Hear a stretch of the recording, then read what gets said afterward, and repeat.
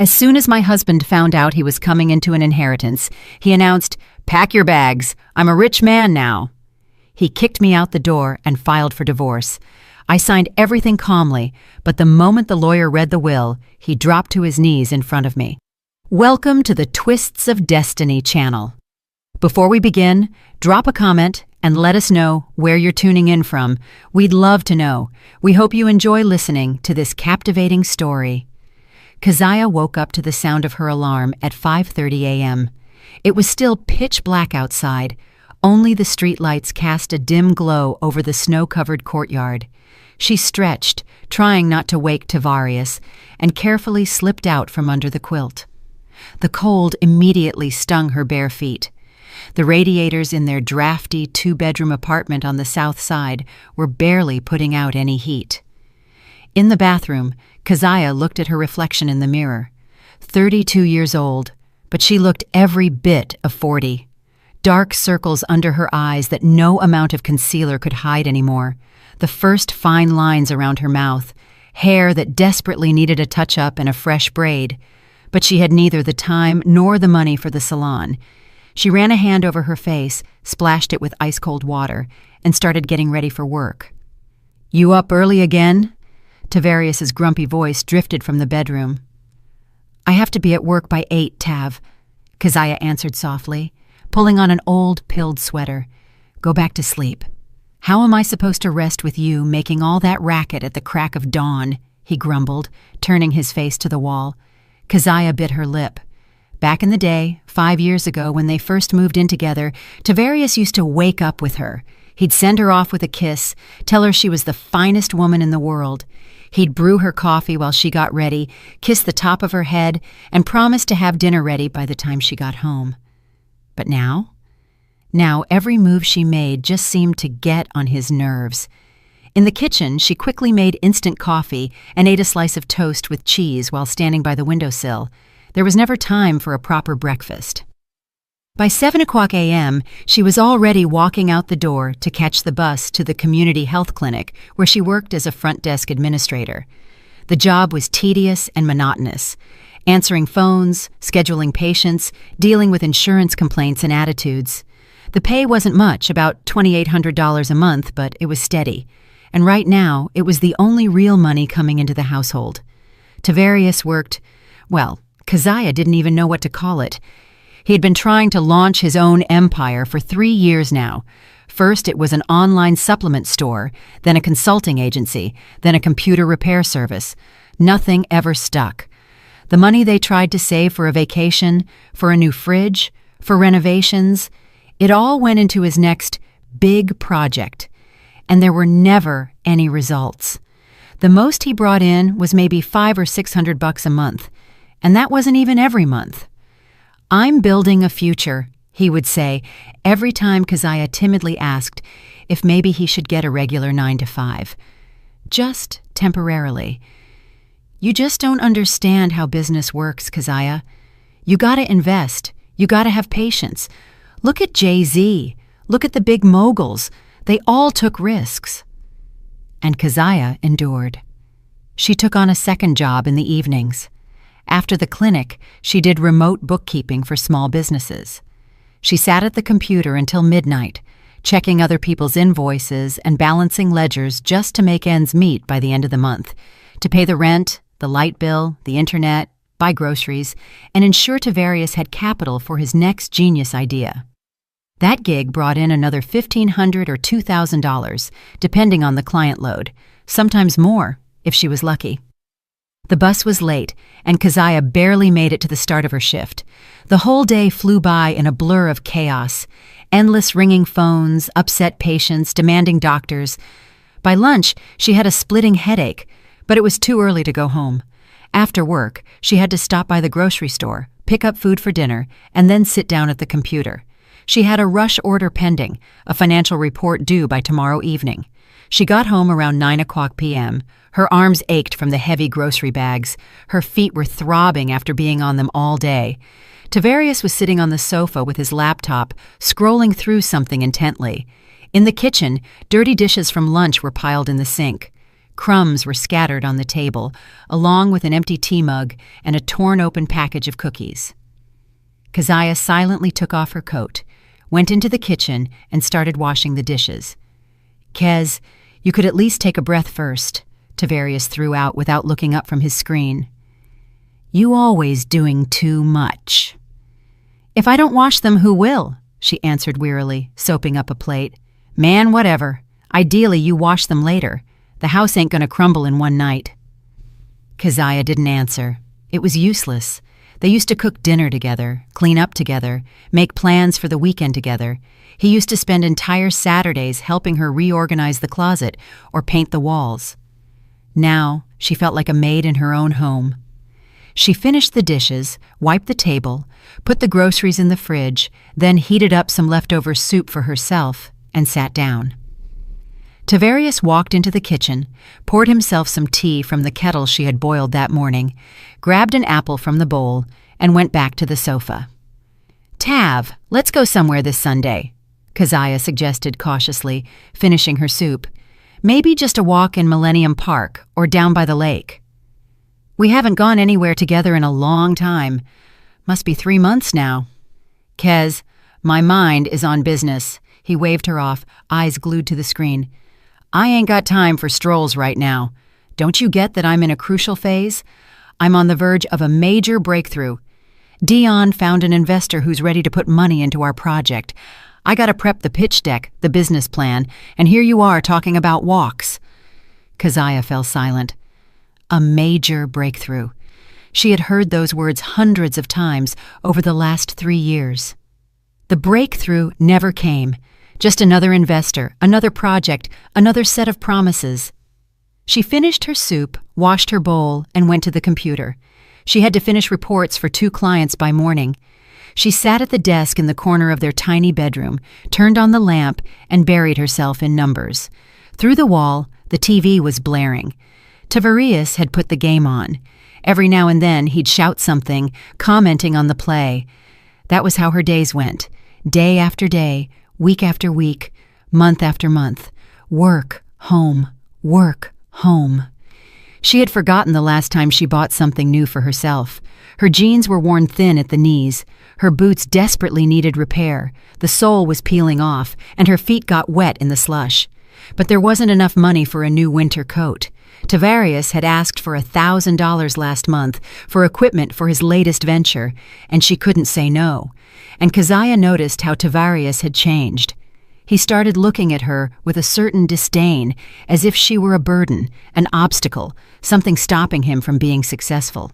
"You should really join a gym," he said one evening while she was changing for bed. "You really let yourself go. Look at you." Keziah froze, her t-shirt in her hands. She stood there in her old bra and the sweatpants she wore around the house, looking at him, not believing her ears. "Tav, I'm just tired," she said quietly. "I don't have time for the gym. I work from 8 in the morning until midnight." "Excuses," he dismissed, scrolling through his phone timeline. "Everybody finds time if they want to. Look at Shanice, Dion's wife. Now she keeps herself tight. Gym, nails done, always looking fly. And you? You know what I mean." He didn't finish, but Keziah understood perfectly. She got into bed, turned toward the wall, and clenched her fists under the covers. Tears pricked her throat, but she held them back. She wasn't going to cry. She was just tired, that was all. Tomorrow was a new day, new work, new worries, and tears wouldn't change a thing. A week later, it was a similar situation. They were in the kitchen. Keziah was making dinner, frying burger patties and boiling potatoes. Tavarius was scrolling through some site on his tablet. "You know, Kez, real wives create an environment for their husbands to succeed," he said suddenly. "Take Marquis' wife. She doesn't work at all. She stays home, cooks, cleans, and he handles the business in peace." "Marcus has his own firm that actually makes money," Keziah replied wearily, flipping a patty. "What are we supposed to live on if I don't work?" "See, that's exactly why nothing works out for me." Tavarius flared up. "Because I have to think about bills, about you being tired from work, about you being miserable. I can't focus." "Tavarius."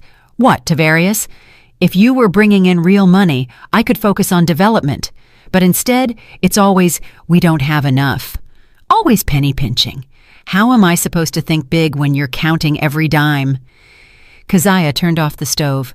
The patties were done. She silently transferred them to a plate and set it on the table. Tavarius took one, took a bite. Too much salt, he grumbled. She tasted it. The salt was fine. He was just picking fights because he was angry, because he blamed her for his failures, because she was the easiest target. Winter passed and spring arrived.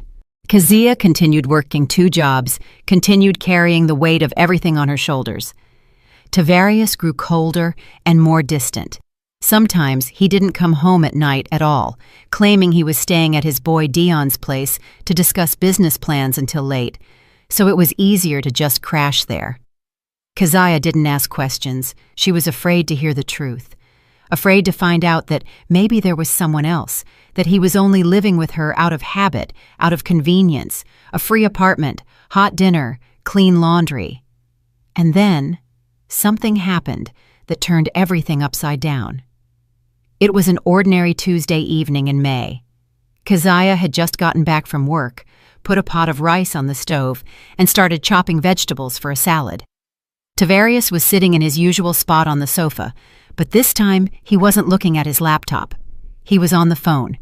He was speaking quietly, but there was a strange excitement in his voice. "Yeah, I got it," he mumbled. "Yeah, I'll definitely be there tomorrow." "What time?" 11 a.m. "Okay, I'll be there. Thanks for letting me know." He hung up and sat motionless for a few seconds, staring at a spot on the wall. Then he jumped up abruptly and paced around the room, rubbing his hands together. "What happened?" Keziah asked, looking out from the kitchen, knife in hand. Tavarius turned around. A strange smile was playing on his lips, not sad, not mournful, but greedy. "Granddaddy died," he said. Keziah flinched. The knife almost slipped from her hand. Tavarius's grandfather, Eustace Vance, was very old. He was pushing 90, if she remembered correctly. They had only seen him a couple of times in all their years together. The old man lived in Indianapolis, about a 3-hour drive away. He barely communicated with relatives. But still, death. "Tav, I'm so sorry," she began, wiping her hands on a towel and walking closer. "How did it happen? Was he sick?" "Sorry." Tavarius chuckled strangely, and there wasn't a drop of sorrow in that sound. "Yeah, sure, it's sad. He was 88, but that's not the main thing. The lawyer called. Turns out Granddaddy left a will, and I'm named in it." Keziah blinked, not immediately catching his drift. "A will?" "Yes." Tavarius clenched his fists, his eyes shining with a feverish glint. "He left an inheritance. That means there's something there. He definitely had an apartment, I remember.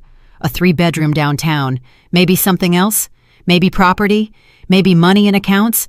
I'm going to the lawyer tomorrow to find out everything." He started pacing the room, rubbing his palms together like a merchant who just closed a lucrative deal. Finally, I get a break. You understand, Kez? It's destiny. It's a sign from above. I told you everything would work out for me, that we just had to wait. Keziah stood there watching him. Something inside her shrank and stung painfully.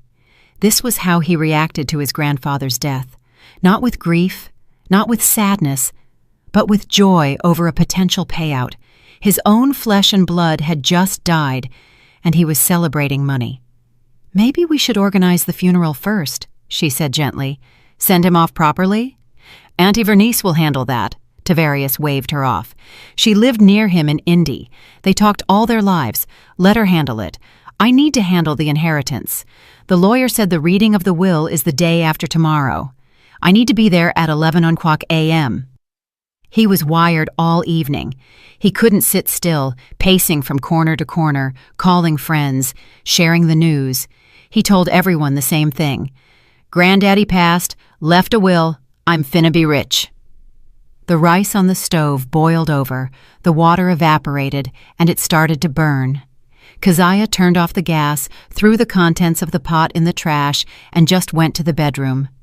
She didn't want dinner. There was a lump in her throat, and her chest felt heavy and empty. That night, she couldn't sleep for a long time. She lay there staring at the ceiling, listening to Tavarius in the next room, excitedly discussing things on the phone with yet another friend, thinking about how everything had changed. When she fell in love with him 5 years ago, he was different, kind, attentive, caring. They met at a mutual friend's birthday party, and he seemed so sincere, so open back then. They dated for a year, and it was the happiest year of her life. He brought her flowers for no reason, took her to the movies, made her breakfast. They dreamed together about a family, about kids, about a house they would build. And then they moved in together, and it was like something broke. At first it was subtle, little things, then more and more. He became colder, she became quieter. He became more demanding, she became more submissive. And now, 5 years later, she lay in the dark, realizing she didn't even know who this person next to her was. For the next 2 days, Tavarius was on pins and needles. He was constantly calculating things on a calculator, Googling real estate prices in Indianapolis, looking at condo listings, estimating how much a 3-bedroom downtown might be worth. He made plans out loud. "I'm finally going to buy a real car. Not this bucket. I'll open a real office in a prime location. We'll go to the ocean. No, better yet, Europe. I always wanted to see Paris." "Tav, don't count your chickens before they hatch," Keziah tried to ground him at dinner. "You don't even know exactly what's in the will yet." "I know what's gonna be in it," he interrupted arrogantly, waving his fork. "I'm the only grandson. Granddaddy has no other direct heirs. Auntie Vernice is his wife's sister, not even blood related. That means everything goes to me. It's only logical." He took a sip of tea and looked at her with an appraising gaze, the kind usually reserved for an object you're deciding whether to keep or throw away. "You know, Kez, maybe it really is time you thought about your appearance," he said suddenly. "When I get this money, I'm gonna need a wife who matches the status. Look at you. You dress like you digging in the bargain bin at the thrift store. Hair ain't done, no manicure. I'd be embarrassed to take you anywhere decent." Keziah felt the blood rush to her cheeks. Her hands started to tremble. She put her cup on the table, afraid she might drop it. "I dress like this because we don't have enough money," she said, trying to keep her voice steady. "I put every dime toward our bills and your projects." "See? There you go again," Tavarius grimaced. "Always with the guilt trips. It ain't my fault you don't know how to budget or save. Real women figure out how to look good and keep the house running." Keziah opened her mouth to argue, but the words got stuck in her throat. Tavarius had already gotten up from the table and walked out of the kitchen, not even clearing his plate. She remained sitting alone, staring at the unfinished tea and the remnants of dinner, feeling something inside her finally, irrevocably break. She walked to the mirror in the hallway and looked at herself for a long time. Truly, she didn't look great. An old sweater with lint balls, faded jeans she'd been wearing for 3 years, messy hair with new growth showing, a tired face with deep shadows under the eyes. But was that her fault? She was grinding at 2 jobs so he could play businessman.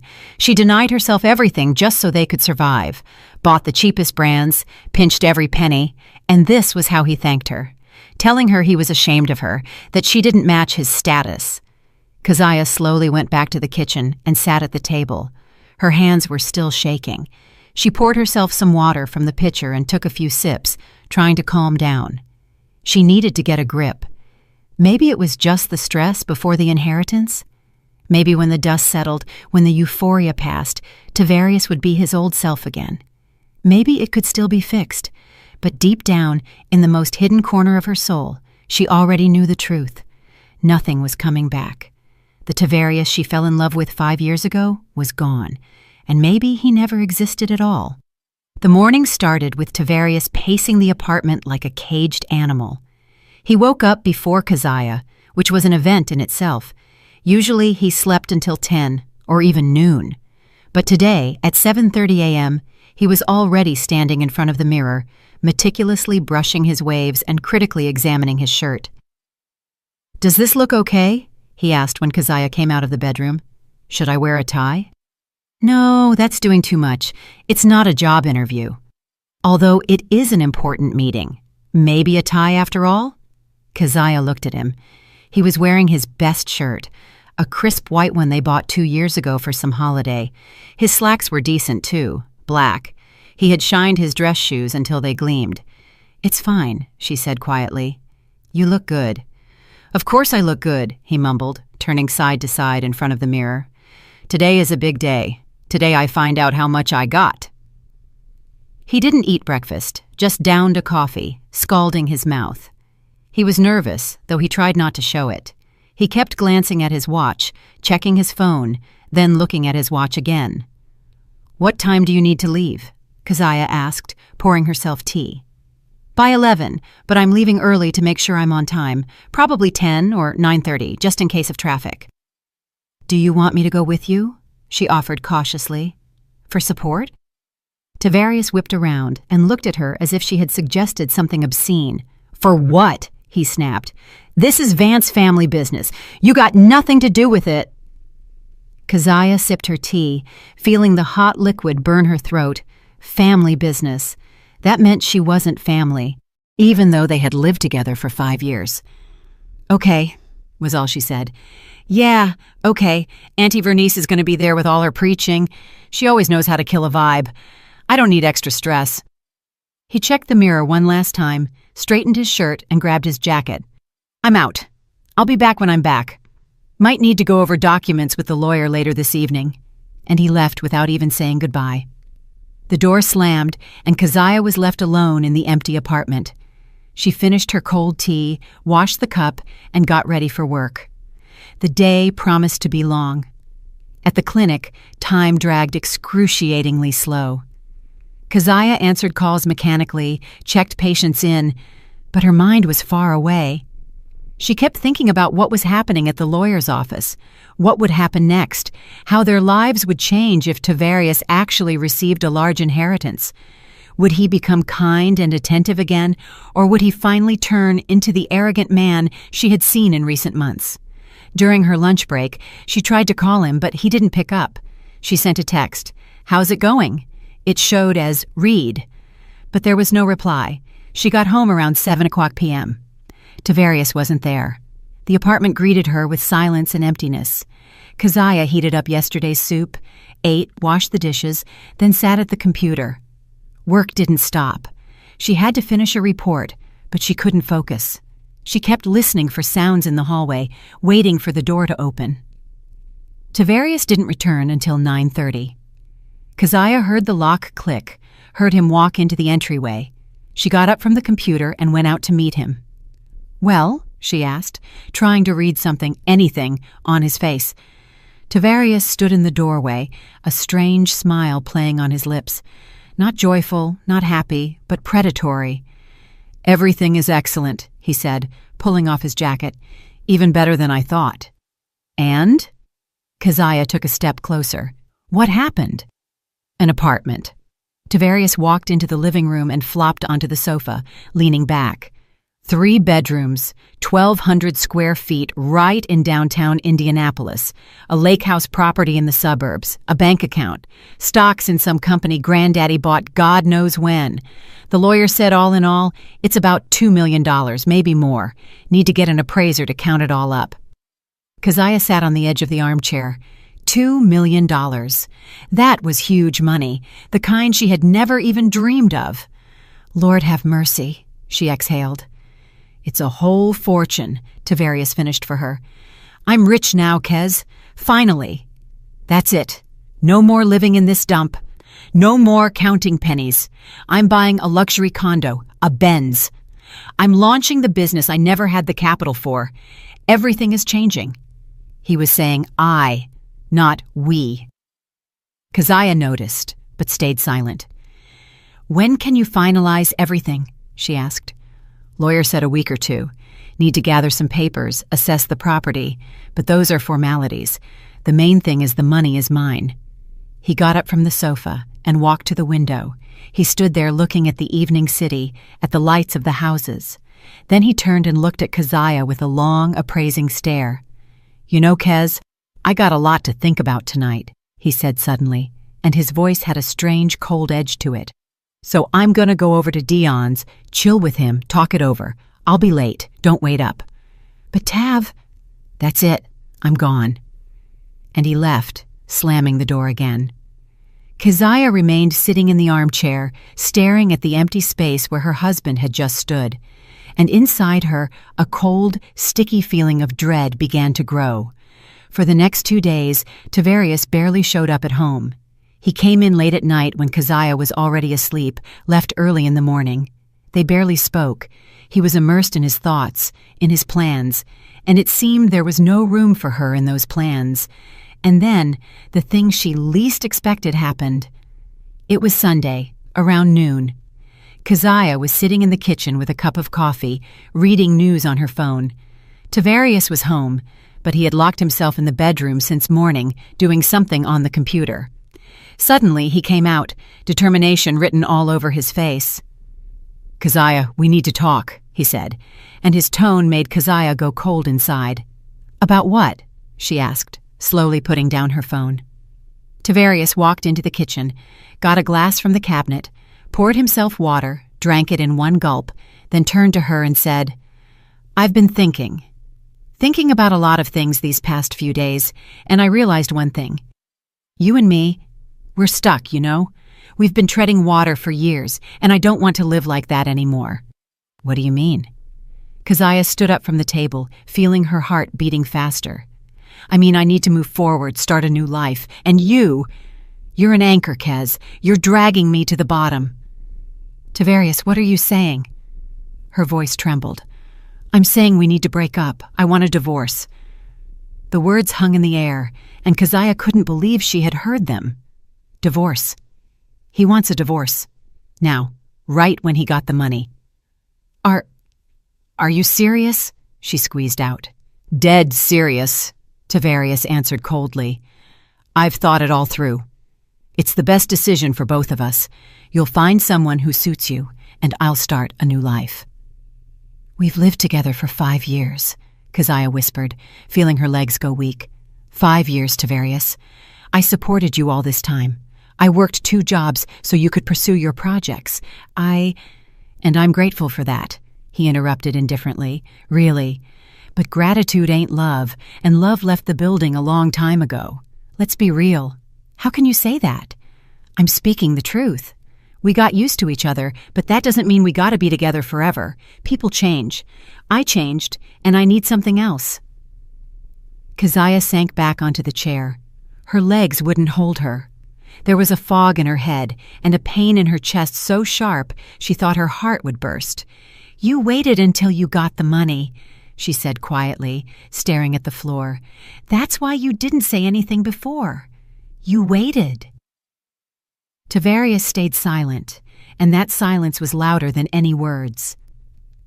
"I packed your stuff," he said finally. "It's in the hallway. A suitcase and 2 bags. Everything's there. Clothes, makeup, books. You can pick up the rest later whenever you want." Keziah raised her head and looked at him. He stood with his arms crossed, looking down at her. And in that look, there was no regret, no guilt, only cold, calm indifference. "You're kicking me out?" she asked, her voice sounding foreign and broken. "Right now?" "The sooner the better," he answered. "No need to drag out the goodbye. Just makes it harder." She stood up on trembling legs and walked slowly to the hallway. Sure enough, there stood her suitcase and 2 duffel bags. He had actually packed her things. While she was at work yesterday, he had methodically folded her clothes, her personal items, preparing to put her out on the street. "I prepped the divorce papers," Tavarius said, following her into the hall.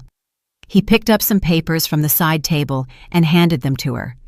"It's simple. No property claims, mutual consent. You just need to sign. I'll file it at the county clerk myself. In a month, it'll be finalized." Keziah took the papers with shaking hands. Her eyes scanned the lines, but she couldn't focus, couldn't read. The letters blurred. "I don't need you anymore," Tavarius said, and mocking notes crept into his voice. I'm rich now, you get it? I'm gonna have a new life. Beautiful, successful, and you? You stay in your mediocrity, in your poverty. It suits you." He chuckled, looking at her pale face. "Did you think I was gonna stay with you? Really? You thought I'd want to drag you to the top with me? Look at yourself. You're a plain Jane, Keziah. You're a nobody, and you'll never be the kind of woman a successful man needs." Every word was like a blow. Keziah stood and listened as the man she loved, to whom she gave 5 years of her life, trampled her, humiliated her, destroyed her. "And as for your sacrifices," Tavarius continued, making air quotes with his fingers, "that was your choice. Nobody forced you to slave away at 2 jobs. You decided that yourself, so don't come at me with complaints now." Keziah looked at him for a long moment, and suddenly something inside snapped. The pain didn't go away, but something else settled over it. Cold, hard, dignity. "Where do I sign?" she asked in a steady voice. Tavarius looked confused for a moment. Evidently, he expected tears, begging, hysteria. But Keziah stood calmly with her back straight, looking at him with a deadpan gaze. "Right here." He pointed a finger at a line at the bottom of the page. "And here, on the second page." Keziah took the pen he offered and with a steady hand signed her name. Once, twice, done. 5 years of life crossed out with 2 strokes of a pen. "Good," Tavarius said, taking the documents back. "Excellent. Quick and no drama. I always knew you were a smart woman." He folded the papers, put them in a folder, then turned to the door and swung it open. "Well, have a nice life," he threw out with a smirk. "Or, as they say, good luck finding a new sucker to take care of you." Keziah silently picked up the suitcase and one bag. They were heavy, but she didn't even wince. She stepped over the threshold, then came back for the second bag. Tavarius stood in the doorway, leaning against the jamb, watching her with that nasty, self-satisfied smile. "You know what, Kez?" he said when she grabbed the second bag. "I almost feel sorry for you. You're a decent female, really. Just not my level, you feel me? I'm playing in the big leagues now." Keziah stopped on the threshold, turned her head, and looked at him. She looked at this man she once loved for the last time and realized there was nothing left. No love, not even hate, just emptiness. "Goodbye, Tavarius," she said quietly and firmly, and walked out without looking back. Behind her, the door slammed, and she heard his laugh, a nasty, gloating laugh. He was laughing at her back, enjoying his victory. Keziah walked down the stairs carrying the heavy bags and stepped out onto the street. It was a bright spring day. The sun was shining, birds were singing. Life was going on, regardless of anything, and she stood in the middle of this life with 2 bags and a suitcase, homeless, husbandless, with a torn heart, but with her head held high. She took out her phone and dialed her best friend, Tasha. "Tasha, it's me," she said when her friend picked up. "Can I come over? I need a place to crash for a few days. I left Tavarius." Her voice finally cracked on the last words, but she pulled herself together. Now was not the time to fall apart. Later there would be tears. Later there would be pain. Right now she just needed to get to Tasha's, to a safe place where she could breathe and figure out what to do next. "Girl, of course. Come on over." Tasha's worried voice came through the receiver. "What happened? You tell me when you get here. I'm waiting for you." Keziah called a lift, put her bags in the trunk, and sat in the back seat. And when the car started moving, when the familiar streets began to float by outside the window, she allowed herself to close her eyes. Only then, in the darkness behind closed lids, did the first tears roll down. Tasha met her at the door of her 1-bedroom apartment with hot tea and a warm hug. She didn't ask unnecessary questions, just helped carry the things in, sat her on the couch, and shoved a mug into her hands. "Drink, tell me later," she said, sitting down next to her. Keziah told her everything.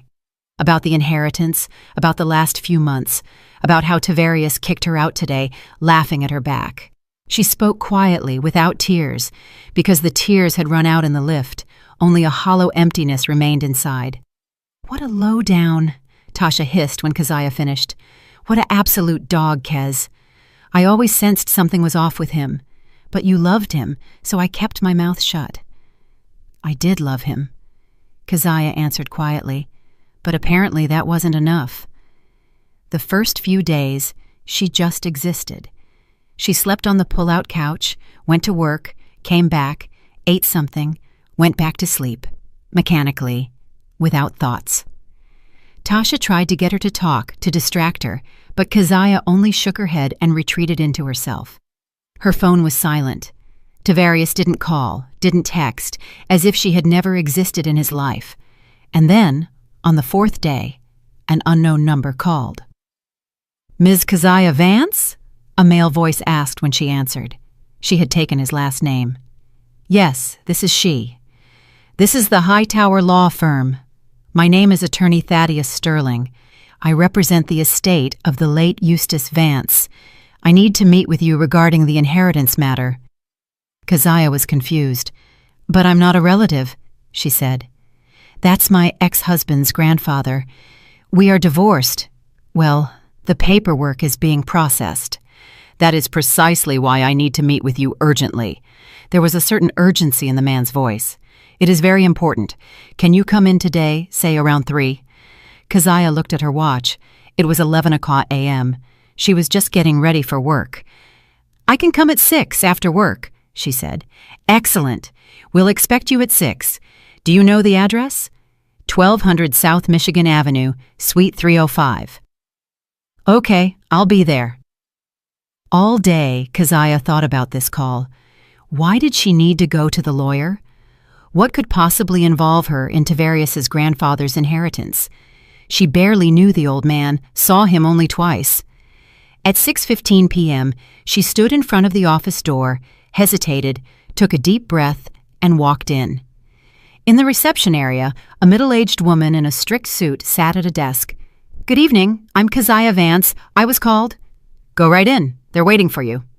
The woman nodded at the office door. Keziah walked in.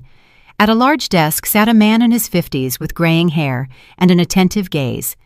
And on a chair by the window sat an elderly woman in a black dress and a church hat. Keziah recognized her. It was Auntie Vernice, the wife's sister Tavarius had mentioned, and standing next to her against the wall was Tavarius himself. He looked pale. His eyes darted between the lawyer and Keziah. When she entered, he twitched as if he wanted to say something but stayed silent. "Ms. Vance, please, have a seat," the lawyer said, pointing to the chair opposite him. She sat down, placing her purse on her lap. Her heart was beating somewhere in her throat. "My name is Thaddeus Sterling. I am handling the estate of Eustace Vance," the lawyer began. "I needed to find you urgently because a delicate situation has arisen." He opened a folder on the desk and took out several sheets of paper.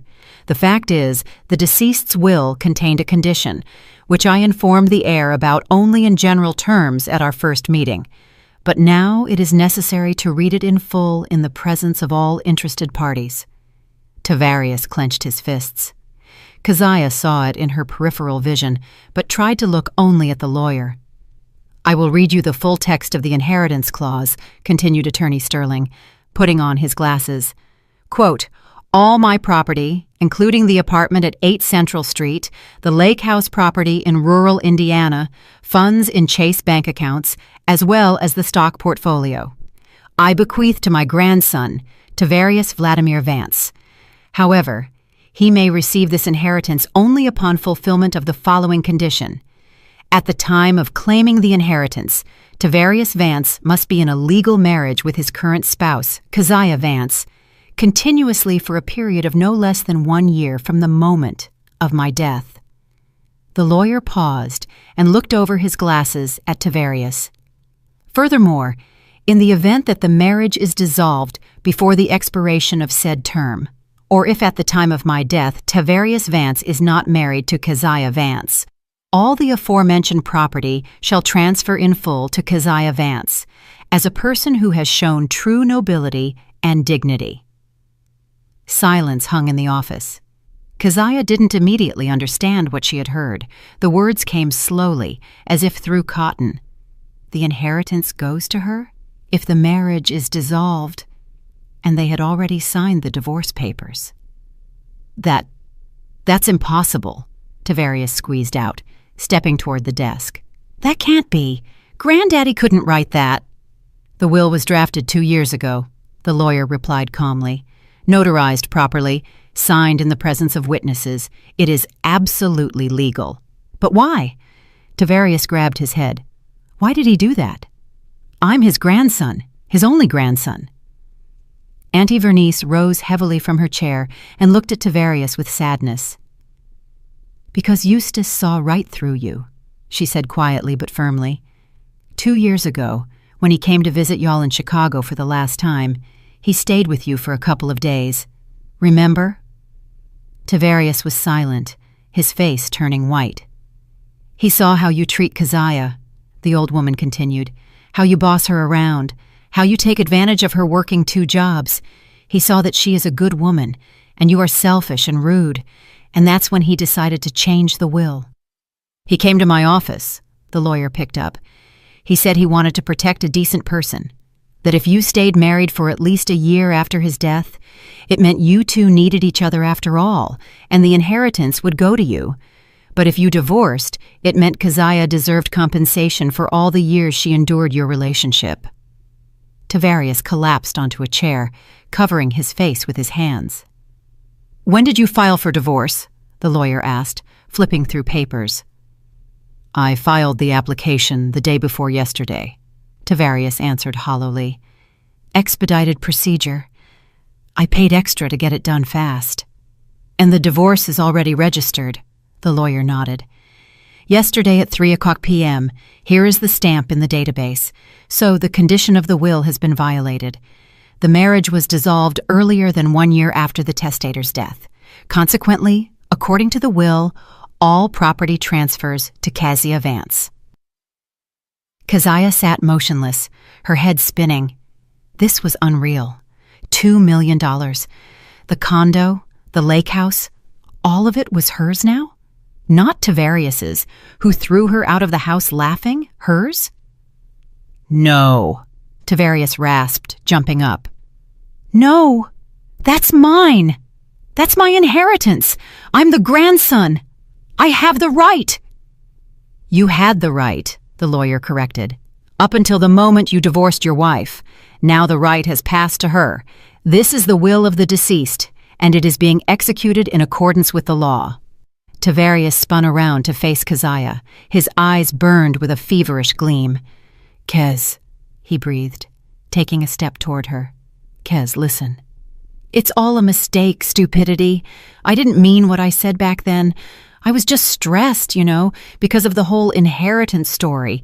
I didn't really think that. Keziah watched him silently. We can fix everything, he continued, dropping to his knees right in front of her, right in the middle of the office. We can get married again. The divorce was only finalized yesterday. We can cancel it, right? He turned to the lawyer. We can file some motion, withdraw the divorce? You cannot withdraw the divorce, the lawyer answered dryly. But you can enter into a new marriage. However, that will no longer be the marriage referred to in the will. The condition of continuous marital relations has been violated. Then we'll get married again anyway. Tavarius grabbed Keziah's hands. His palms were clammy, sticky.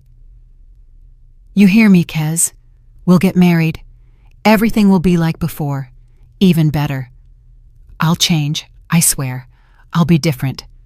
I'll love you, take care of you. Keziah silently pulled her hands away. Kez, please, his voice trembled. Don't do this. Don't destroy my life. Granddaddy wanted us to be together, see? He wanted to test us. And we passed the test. We just didn't know about it. You failed the test, Keziah said quietly, looking him in the eye. You kicked me out of the house. You laughed at me. You said I was a plain Jane who wasn't worthy of you. I didn't mean it, he exclaimed. I was a fool. Forgive me. I'm on my knees asking, forgive me. Keziah stood up. Tavarius remained on his knees, looking up at her. There was panic in his eyes, despair, but not repentance. No shame for what he had done, only the fear of losing the money. "Get up, Tavarius," she said calmly. "Don't humiliate yourself." "I'll do anything." He clutched the hem of her coat. "Anything you say. We'll get married, and I'll give you half the inheritance. No, more than half. You get 60%. 70, Kez, please." She gently removed his hands and stepped back. "I don't want to marry you," she said quietly but firmly. "Not for all the money in the world. No, Tavarius.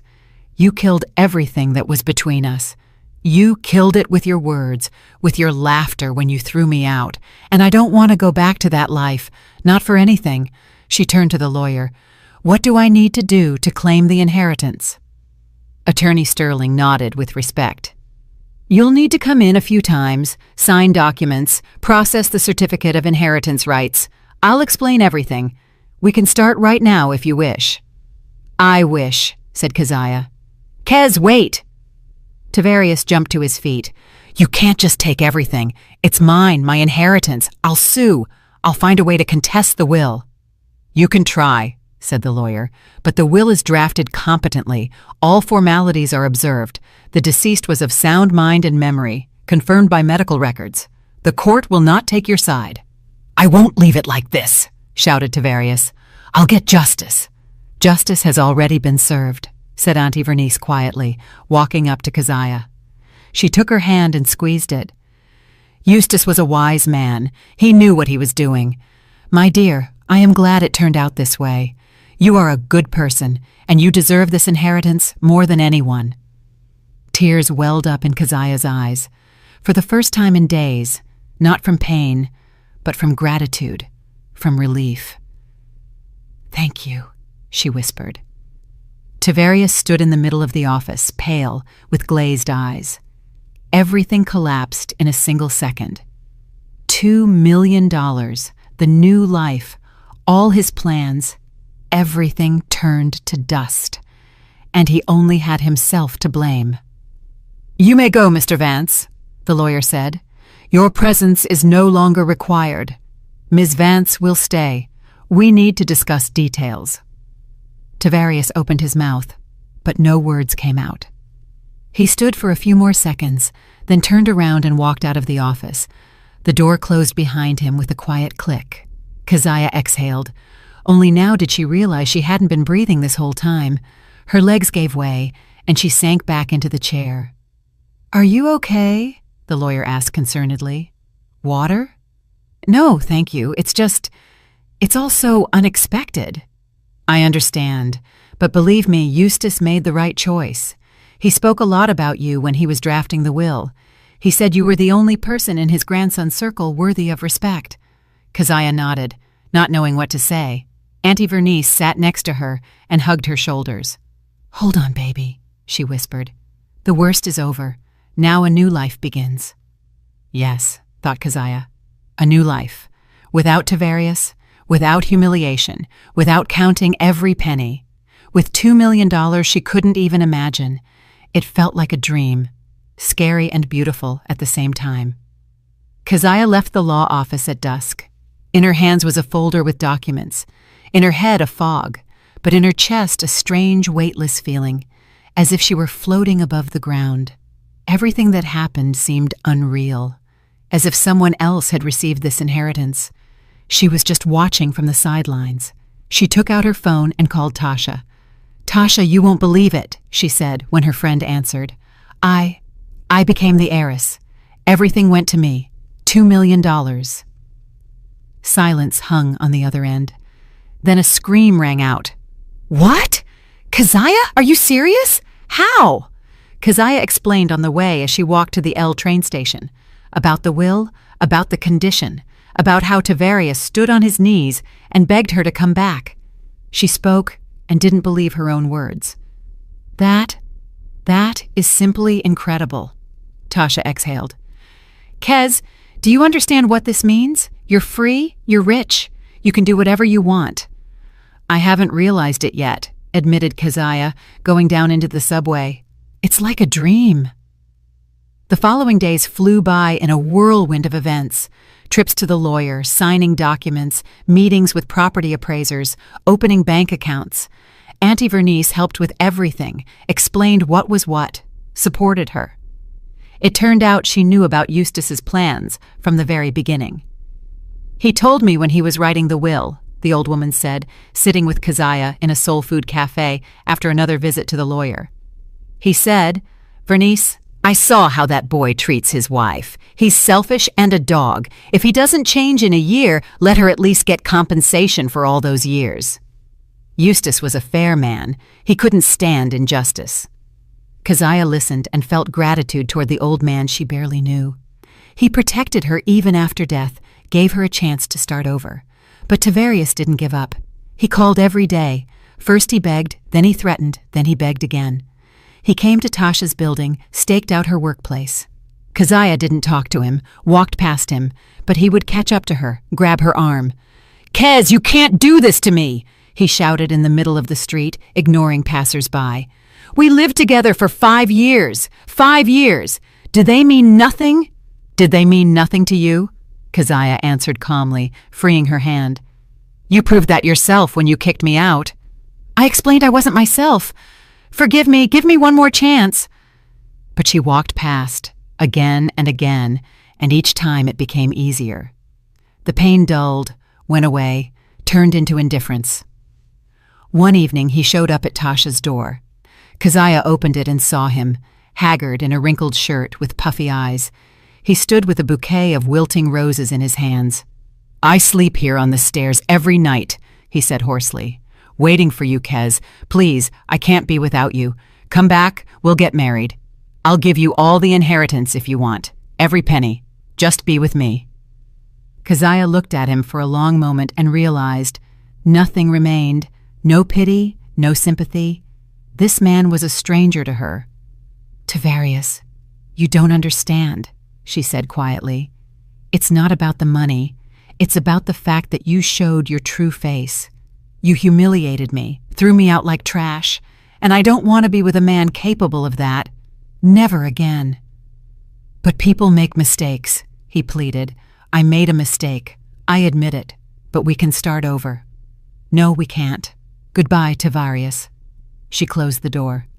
Behind it, she heard pounding, pleas, then sobbing. Tasha looked at her friend with admiration. "Kez, you did good," she said. "I'm proud of you." Keziah leaned against the door and closed her eyes. Yes, she did the right thing. She knew it with all her heart. A week later, the inheritance paperwork was finalized. Keziah became the owner of the condo downtown, the lake house, the bank accounts, and the stock portfolio, which, according to specialists, was worth more than initially thought, bringing the total value to around $2.5 million. She sat in her new apartment, huge, bright, with high ceilings and windows overlooking the courtyard, and couldn't believe this was her home now. The furniture was old but high quality. Paintings hung on the walls, books stood on the shelves. Granddaddy Eustace had lived a long life here, and in every corner she felt his aura, calm, wise. Keziah got up and walked to the window. The city buzzed below, people rushing somewhere, cars driving. She stood here, in this apartment, and for the first time in years felt free. Truly free. She called the clinic and put in her resignation. She quit the second bookkeeping job, too. No more slaving away for 14 hours a day. No more penny pinching. "What are you going to do now?" Tasha asked when they met for lunch. "I don't know," Keziah admitted, stirring her iced tea. "I want to live for myself. Maybe learn something new. I always wanted to learn French properly, and I want to travel, see the world." "You deserve it," Tasha smiled, "after everything you've been through." Keziah signed up for French classes, then painting classes. She loved to draw as a child, but then life got in the way. Now she had time for everything. She bought clothes she liked, went to beauty salons, to the hairdresser. Gradually, day by day, she returned to herself, to that Keziah she had buried under the weight of fatigue and humiliation. A month later, Auntie Vernice invited her for tea. They sat in the kitchen of the old lady's apartment, and Keziah talked about her plans. And I also want to get into philanthropy, she said. Help people who fell into hard times like I did, sisters who were left without support. Eustace would approve, Auntie Vernice smiled, pouring tea into cups. He always said money should bring value, not just lie around like dead weight. You know Tavarius tried to contest the will? Keziah asked. I heard, but just as the lawyer predicted, the judge threw the case out. The will was airtight, no grounds for contest. Keziah nodded. She felt no gloating, no satisfaction from this news, just accepted it as a fact. How is he now? She asked, surprised at her own curiosity. Bad, sighed Auntie Vernice. Broke, homeless. He was renting that 2-bedroom y'all lived in, from what I understand. He's living on Dion's couch now, trying to find a job, but nobody's hiring him. No real experience, and his ego is too big for entry level. Rumor has it he linked up with some girl, but she left him quick when she realized he didn't have a dime. Keziah finished her tea. She didn't feel sorry for Tavarius. He got what he deserved. Time passed. Keziah went to Italy, her first time abroad. She stood on a bridge in Venice and cried from happiness, from the beauty, from the fact that she was here, that she was free, that her whole life was ahead of her. She learned to paint, and it turned out she was pretty good at it. She opened a small charitable foundation that helped women in crisis situations, paying for lawyers during divorces, helping with housing, with job searches. You've changed, Tasha said, as they walked through Grant Park on a warm autumn day. You look younger. I feel reborn, admitted Keziah. Like I lived my whole life in a dungeon, and now I stepped into the light. And it was true. She blossomed, cut her hair into a chic style, colored it, lost weight, not from diets, but simply because she stopped stress eating. She started smiling, laughing, living. And then, 6 months after that memorable day at the law office, a meeting happened. Keziah was in a coffee shop, the same one where she and Tasha often sat. She ordered a cappuccino and a croissant, sat by the window, reading a book. Suddenly the door opened, and Tavarius walked in. He saw her immediately, froze in the doorway. She looked up from her book and met his gaze. He had aged, looked gaunt, lost weight. He was wearing a cheap jacket, faded jeans, unwashed hair, stubble on his face. Next to him was a girl, young, maybe 23, no more, bleached blonde weave, heavy makeup. She was saying something to him in an irritated tone. How much longer, T? You promised to take me to a real restaurant, and you bring me to this spot? Do you even have money? I got it, Candy, I got it, mumbled Tavarius, not taking his eyes off Keziah. Just a little tight right now. Later. Later, the girl huffed. All you do is promise. If I knew you were a scrub, I wouldn't have even looked your way. They walked to the counter. Tavarius ordered 2 coffees, his hands shaking as he dug change out of his pockets, counting it. The girl looked at him with contempt. Keziah watched this scene without any emotion. Here he was, the man who once laughed at her, called her a plain Jane, said she wasn't good enough for him. Now he had become exactly what he thought she was, a nobody, and the girl next to him looked at him exactly the way he looked at Keziah 6 months ago. Tavarius took the coffees and turned around. Their eyes met again. He took a step toward her, but Keziah looked away and went back to her book. Just continued reading, as if he wasn't there. Tav, why are you standing there? The girl called out. Let's sit down. He stood for another second, then turned and followed her to a table in the corner. Keziah saw in her peripheral vision how they sat down, how the girl continued to complain about something, how Tavarius sat hunched over, staring into his cup. Keziah finished her coffee, finished her croissant, left a generous tip, grabbed her purse, and walked out of the cafe. She didn't look back, didn't approach, just walked past like you walk past a stranger. It was sunny and warm outside, Indian summer. Keziah stopped on the sidewalk, lifted her face to the sun, and smiled. Her phone rang in her pocket. It was Auntie Vernice, inviting her to the lake house, said the apples were ripe and it was time to harvest. "Of course I'll come," said Keziah, "this weekend." She walked down the street, and for the first time in years, there was no heaviness in her chest. No fear for tomorrow, no shame, no pain. There was just life, new, bright, full of possibilities, and it belonged only to her. She passed a travel agency window and stopped. Photos hung on the display: Paris, Prague, Barcelona. Keziah thought for a moment. Maybe it was time to go somewhere else. Paris, for example. Tavarius once said he wanted to go there when he got rich, but he didn't get rich, and she did. She smiled at her reflection in the window. No, not Paris. Paris could wait. Right now, she just wanted to live here, in this city, enjoy every day, paint, learn, help people through her foundation, be herself. And what happened with Tavarius? That was already another life, a stranger's life, the past. She closed that door and would never open it again. Never. She took out her phone and dialed Tasha. "Tasha, let's go out tonight. Maybe the theater or that new soul food spot on the Riverwalk?" "I'd love to," her friend rejoiced. "You sound especially happy today." "Just a good mood," smiled Keziah. She hung up and walked further down the sunny street. And her chest felt light, bright, as if she were flying, not walking. As if the whole world had opened up before her, full of colors and possibilities. And somewhere in the cafe behind her sat Tavarius, staring at the bottom of an empty coffee cup, cursing the day he decided money was more important than love, and pride was more valuable than humanity. But that was no longer her business. That was his life, his choice, his consequences, and she had her own life, finally her own, and it was beautiful. That evening, Keziah stood on the balcony of her condo with a glass of wine in her hand. Below, the city lights twinkled. Somewhere music played. People laughed.